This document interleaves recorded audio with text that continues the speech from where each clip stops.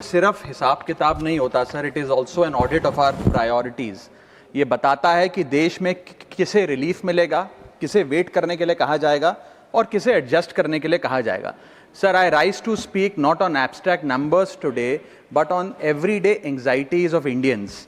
The title of my speech is I do not oppose, I rise to propose. First, I propose joint filing of income tax return. Sir, Bharat का income tax structure individual based income tax वसूलता है, जिसके चलते regardless of your marital status पति पत्नी अलग अलग income कमाते हैं, इनकम टैक्स भरते हैं और इनकम टैक्स रिटर्न फाइल करते हैं। उनकी इनकम को क्लब नहीं किया जाता, एग्रीगेट नहीं किया जाता। इस वजह से डुअल इनकम कपल्स, जिसमें पति पत्नी दोनों पैसा कमाते हैं, इनकम कमाते हैं, उनको सेपरेटली टैक्स किया जाता है, जबकि उनके लॉन्ग टर्म इन्वेस्टमेंट्स शेयर्ड हैं, हाउस होल्ड के खर्चे शेयर्ड हैं, फाइनेंशियल रिस्पॉन्सिबिलिटी शेयर्ड है, चाइल्ड केयर कॉस्ट शेयर्ड है, तमाम लिविंग एक्सपेंसेस शेयर्ड हैं।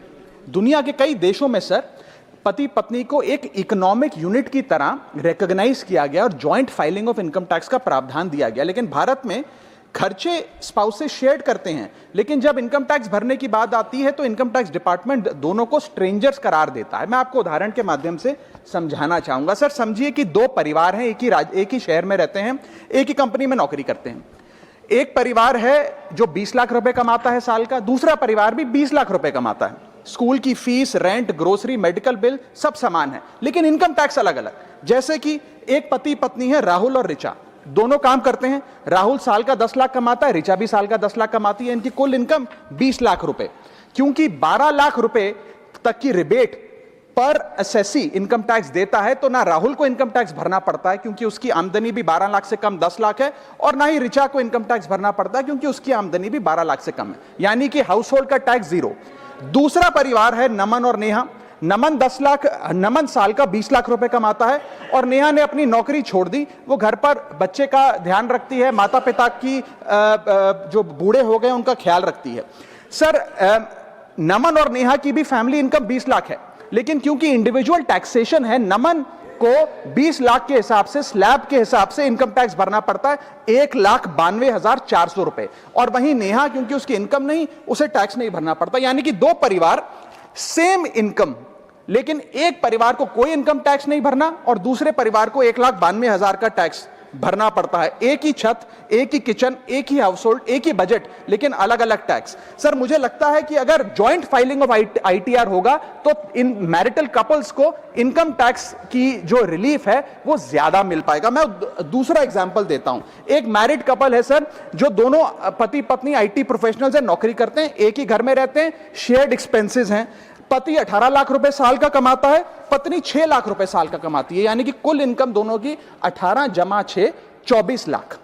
अब जब इनकम टैक्स भरने की बात आती है तो पति की क्योंकि इनकम 12 लाख से अधिक है, 16 लाख, वो अपने इनकम टैक्स के हिसाब से 1,50,000 रुपए का सालाना इनकम टैक्स भरता है, और वहीं पत्नी क्योंकि उसका 6 लाख रुपए इनकम है, वो कोई टैक्स नहीं भरती है। यानी कि 24 लाख रुपए की इनकम पे परिवार को 1.5 लाख रुपए का टैक्स भरना पड़ता है। यदि इनकी इनकम को क्लब कर दिया जाए और इनकी रिबेट्स को, एग्जेम्पशंस को भी क्लब कर दिया जाए, तो कुल आमदनी इनकी 24 लाख, कुल rebate 24 lakh, 24 minus 24, taxable income शून्य, इनकम टैक्स शून्य हो जाएगा। इसीलिए मैं प्रपोज करता हूं कि भारत में joint filing of income tax return लाया जाए, जिससे मैरिड कपल्स को ऑप्शन दिया जाए कि वे इंडिविजुअल फाइलिंग की साथ साथ जॉइंट फाइलिंग भी कर सकें। अगर ऐसा होता है तो हाउस होल्ड्स को एक इकोनॉमिक यूनिट की तरह रिकॉग्नाइज किया जाएगा, टैक्स इक्विटी दी जाएगी सिंगल इनकम हाउस होल्ड में और डुअल इनकम हाउस होल्ड में।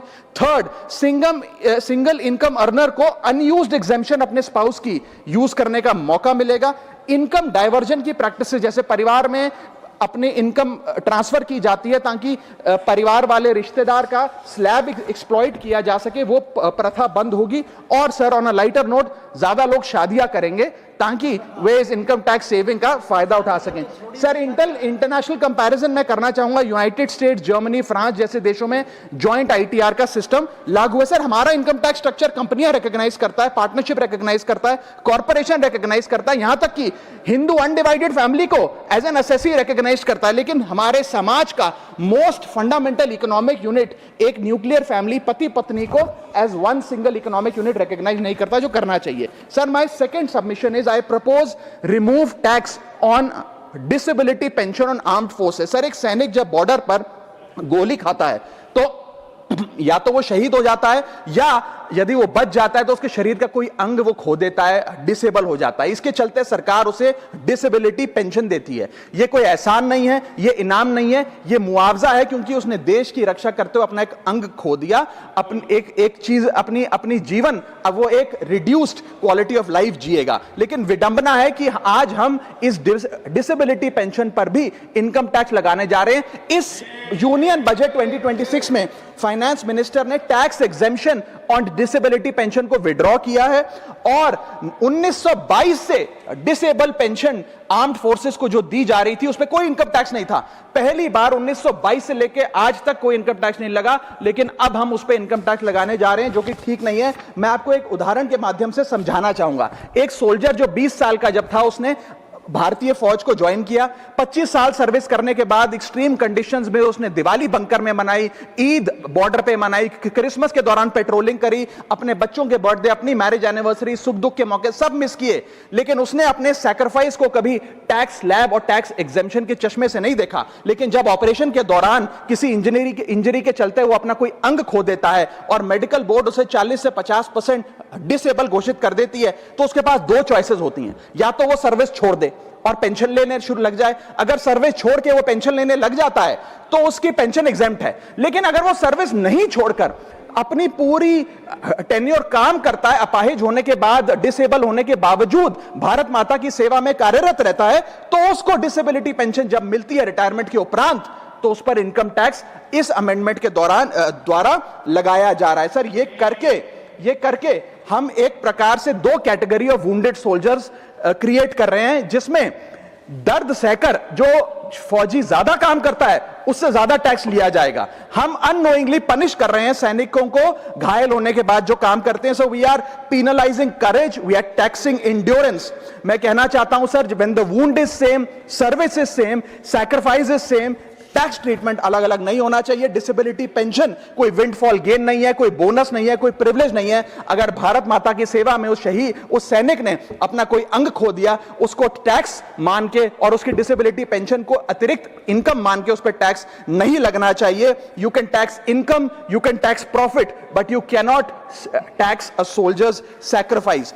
सर, मैं बस यही कहना चाहूंगा कि एक ग्रेटफुल नेशन एक हाथ से सोल्जर को सल्यूट और दूसरे हाथ से इनकम टैक्स का नोटिस नहीं दे सकता। इसे विड्रॉ करना चाहिए and restore full income tax exemption on disabled pension for all army personnel. Sir, third मेरा प्रपोजल है no bank charges for not maintaining minimum account balance. अभी सरकार ने कुछ ही दिन पहले लोकसभा में जवाब देते हुए बताया कि पिछले 3 वित्तीय वर्षों में, फाइनेंशियल ईयर 22-23, 23-24, 24-25 में कुल मिलाकर बैंकों ने 19,000 करोड़ रुपए, आपने ठीक सुना सर, 19,000 करोड़ रुपए minimum account balance penalty bank account holder से वसूली है। ये सबसे स्मॉलेस्ट अकाउंट है, सबसे पुअरेस्ट बैंक अकाउंट होल्डर्स हैं, और इनका क्राइम क्या था कि इनके अकाउंट में मिनिमम अकाउंट बैलेंस नहीं था। जहां पब्लिक सेक्टर बैंक्स ने इन 3 सालों में 8,000 करोड़ और प्राइवेट सेक्टर बैंक ने 11,000 करोड़ रुपए वसूल। मैं आपको एक उदाहरण देना चाहता हूं सर। फर्ज करिए एक मजदूर जो 500 रुपए की दिहाड़ी कमाता है रोज, वो कई हफ्ते महीने सेव कर 6,000 रुपए इकट्ठा करता है, बैंक में खाता खोलता है बड़ी हिम्मत करके और 6,000 रुपए जमा करता है। एक दिन कुछ महीनों बाद जब आपदा आती है, उसके घर में कोई बीमार हो जाता है, तो वो 6,000 में से 2,000 रुपए विड्रॉ कर लेता है अपने खर्चे के लिए, बचे 4,000 रुपए। लेकिन बैंक कहता है कि कम से कम 5,000 रुपए का मिनिमम अकाउंट बैलेंस होना चाहिए। उस बेचारे गरीब को तो पता नहीं। जब वो 6 महीने बाद अपने ये 4,000 रुपए भी बैंक से लेने जाता है, तो पता लगता है कि 100 रुपए प्रति महीना के हिसाब से पिछले 6 महीने में बैंक ने 600 रुपए काट लिया। अब उसे बैंक 4,000 नहीं, मात्र 3,400 रुपए देकर चलता करता है।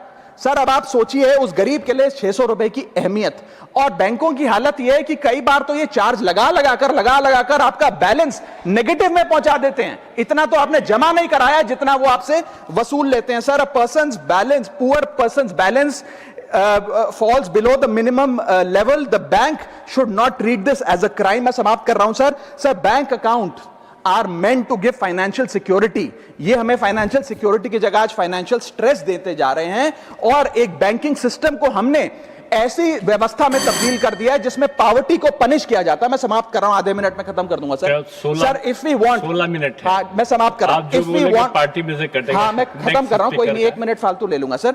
If we want more people to be a part of the banking system for financial inclusion, हमें स्मॉल सेविंग्स को प्रोटेक्ट करना होगा, ना कि पीनलाइज करना। आज देश में अर्बन बैंकों में, अर्बन ब्रांचेस में 5 से 10 हजार रुपए मिनिमम अकाउंट बैलेंस रखना पड़ता है, सेमी अर्बन में 3 से 4 हजार रुपए, और रूरल ब्रांचेस में 1 से 3 हजार रुपए रखना पड़ता है, जिसके चलते बैंक 50 से 600 रुपए के बीच में पर मंथ चार्ज लगाते हैं। उस चार्ज पर भी 18% जीएसटी वसूलते हैं। अंत में मैं बस इतना ही कहना चाहूंगा सर कि आज बैंक गरीब आदमी को पीनलाइज कर ज्यादा मुनाफा और रेवेन्यू कमा रहे हैं, ना कि और किसी सर्विस से, जिसके चलते आज गरीब आदमी और गरीब हो रहा है। मैं अंत में बस सरकार को कहूंगा कि ये मिनिमम अकाउंट बैलेंस की पेनल्टी को वेव ऑफ करिए। हम किसानों के लोन जैसे माफ करते हैं, वैसे बैंक चार्जेस एमएबी के समाप्त किए जाएं इस देश में, और गरीब को फाइनेंशियली इंक्लूड किया जाए।